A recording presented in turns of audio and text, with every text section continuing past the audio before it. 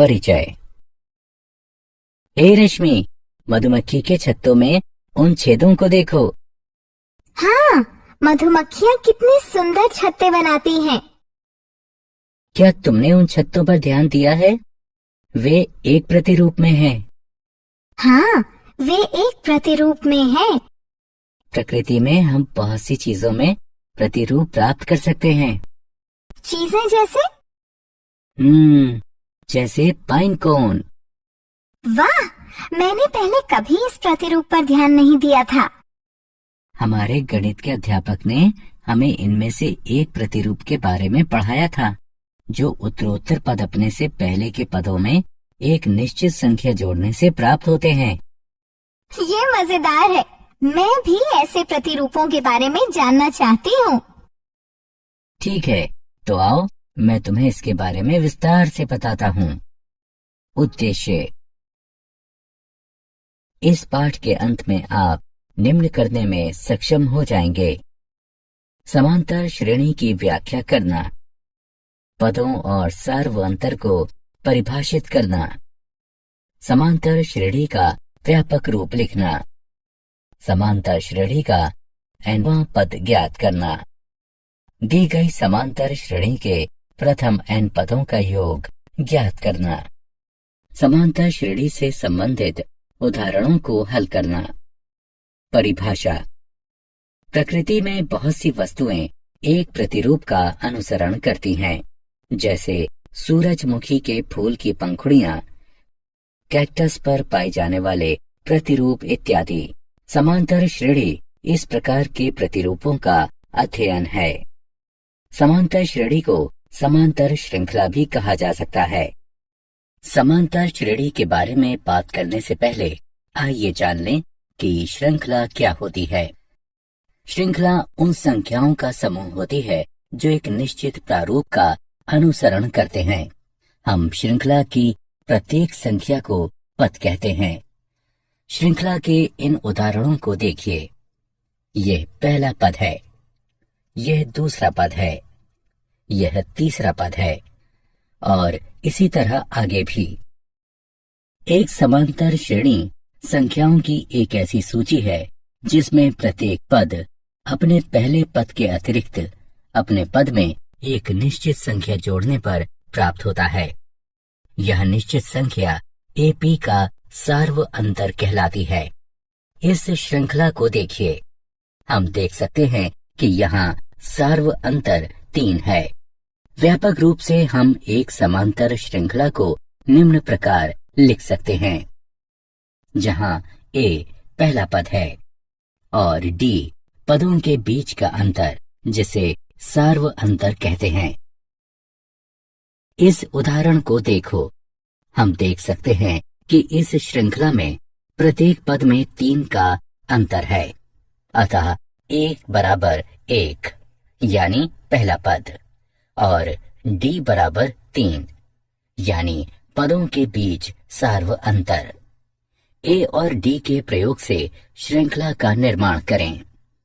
हम जानते हैं कि AP A जमा D, A जमा 2D, A जमा 3D आदि है। A और D का मान रखने पर हमें प्राप्त होता है 1 जमा 3, 1 जमा 2 गुणा 3, 1 जमा 3 गुणा 3 आदि, जिससे श्रृंखला 1, 4, 7, 10 आदि प्राप्त होती है। समांतर श्रेणियां 2 प्रकार की होती हैं: परिमित समांतर श्रेणियां और अपरिमित समांतर श्रेणियां। वह समांतर श्रेणी जिसमें पदों की संख्या परिमित होती है या जिसमें एक अंतिम पद होता है, उसे परिमित समांतर श्रेणी कहते हैं। और समांतर श्रेणी जिसमें पदों की संख्या अपरिमित होती है या जिसमें कोई अंतिम पद नहीं होता, उसे अपरिमित समांतर श्रेणी कहते हैं। यहाँ अपरिमित समांतर श्रेणियों के कुछ उदाहरण हैं। अब इस श्रृंखला को देखिए। क्या आप सार्वअंतर बता सकते हैं? हाँ, आप सही हैं। इसका सार्वअंतर ऋण 3 है। सामान्यतः एक AP, A1, A2 आदि के लिए हमारे पास एक D बराबर AK जमा 1 ऋण AK होता है, जहां AK जमा 1 और AK क्रमशः K जमा 1वां और Kवां पद होते हैं। उदाहरण, आइए कुछ उदाहरण हल करें। इस श्रृंखला को देखिए। हम ज्ञात करेंगे कि ये संख्याएं AP बनाती हैं या नहीं। यहाँ A1 ऋण 3 है, A2 ऋण 3 है, A3 ऋण 3 है, इत्यादि। आइए A2 ऋण A1 ज्ञात करें, जो कि 3 ऋण 3 के बराबर है, जो कि 3 जमा 3 बराबर 6 के है। साथ ही A3 ऋण A2 बराबर ऋण 3 बराबर ऋण 6 है। इसी तरह A2 ऋण A1 A3 ऋण A2 के बराबर नहीं है। दी गई श्रृंखला समांतर श्रेणी नहीं है। एक AP का nवां पद। यदि एक समांतर श्रेणी का पहला पद A1 है और उत्तरोत्तर पदों का सार्व अंतर D है, तो श्रृंखला का nवां पद निम्नलिखित होगा। हम जानते हैं कि इसे AP का व्यापक पद AN कहते हैं। यदि AP में M पद हैं, तो AM अंतिम पद को निरूपित करता है, जिसे कई बार L से भी निरूपित करते हैं। आइए अब nवां पद के सूत्र के प्रयोग से दी गई AP का 8वां पद ज्ञात करें। यहाँ A बराबर 2, D बराबर 7 घटा 2 बराबर 5 और N बराबर 8 है। हम जानते हैं कि AN बराबर A जमा N घटा 1 D। अतः A8 बराबर 2 जमा 8 ऋण 1 गुणा 5 बराबर 2 जमा 35 बराबर 37। अतः दी गई AP का 8वां पद 37 है। उदाहरण, वह AP ज्ञात कीजिए जिसका चौथा पद 6 और 7वां पद 9 है। हल, दिया गया है कि चौथा पद 6 और 7वां पद 9 है। अतः A4 बराबर A जमा 4 घटा 1 D।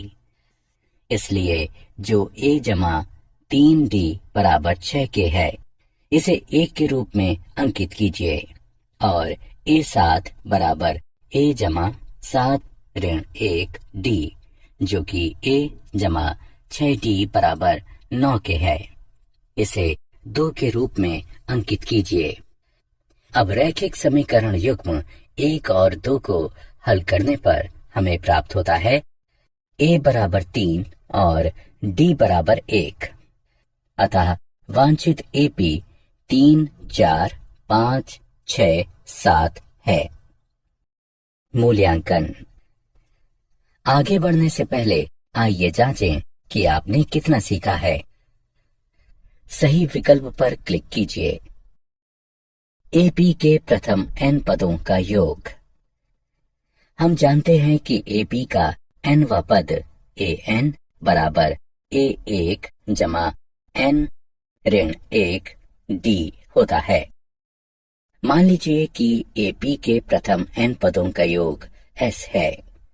अतः हमारे पास है S बराबर A जमा D जमा A जमा 2D जमा इत्यादि जमा A जमा N ऋण 1 D। इसे 1 के रूप में अंकित कीजिए। अब हम इन पदों को उल्टे क्रम में लिखेंगे।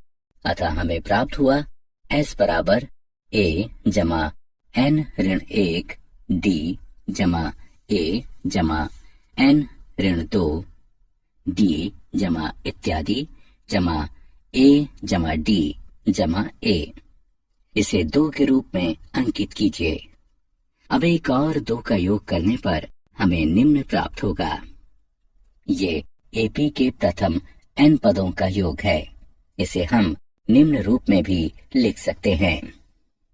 हम जानते हैं कि एप जमा n ऋण 1 d a n है, अतः s हो जाता है n बटे 2 गुणा a जमा a n।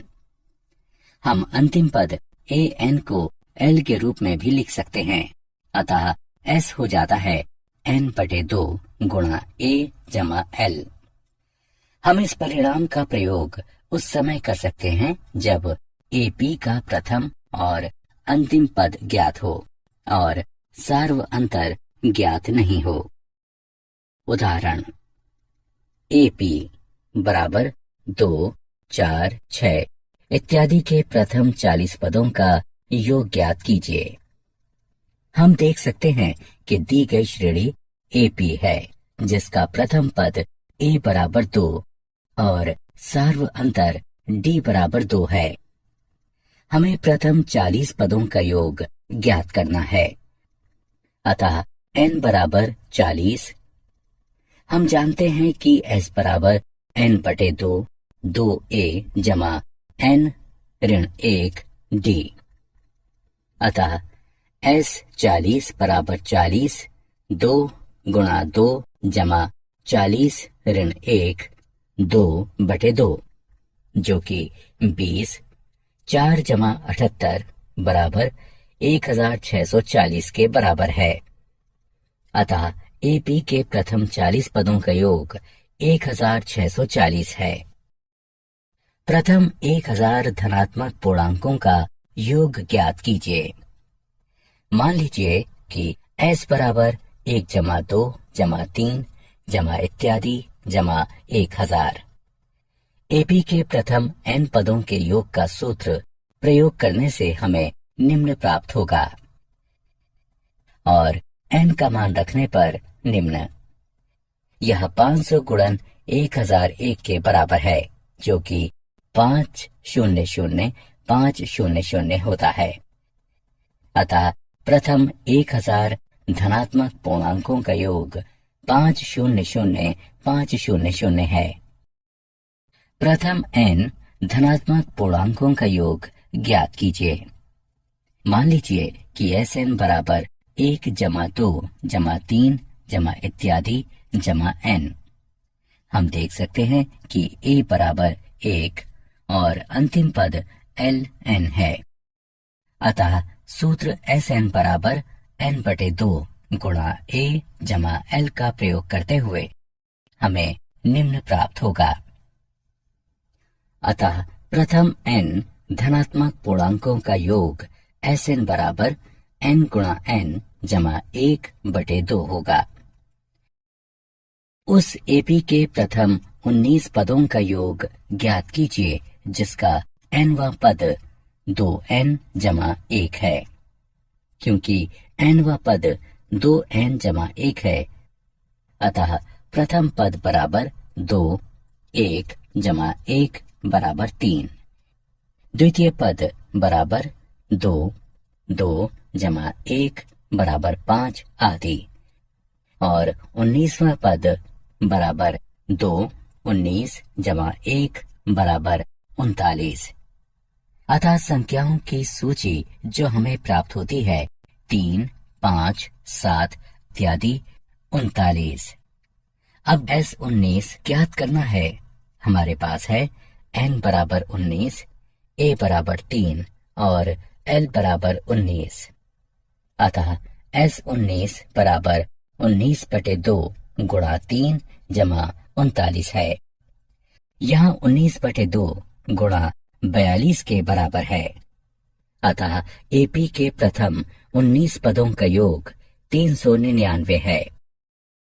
क्या आप जानते हैं AP का nवां पद उसके प्रथम n पदों के योग और प्रथम n ऋण 1 पदों के योग का अंतर होता है, यानी an बराबर Sn ऋण Sn ऋण 1। सारांश। आइए हमने जो कुछ सीखा है उसे संक्षेप में दोहराएं। एक समांतर श्रेणी संख्याओं की एक ऐसी सूची है जिसमें प्रत्येक पद अपने पहले पद के अतिरिक्त अपने पद में एक निश्चित संख्या जोड़ने पर प्राप्त होता है। निश्चित संख्या d को सार्व अंतर कहते हैं। AP का व्यापक रूप a जमा d, a जमा 2d, a जमा 3d आदि होता है। एक AP जिसका प्रथम पद a और सार्व अंतर d हो, उसका nवां पद या व्यापक पद an बराबर a जमा n ऋण 1 d होता है। AP के प्रथम n पदों का योग निम्न होता है।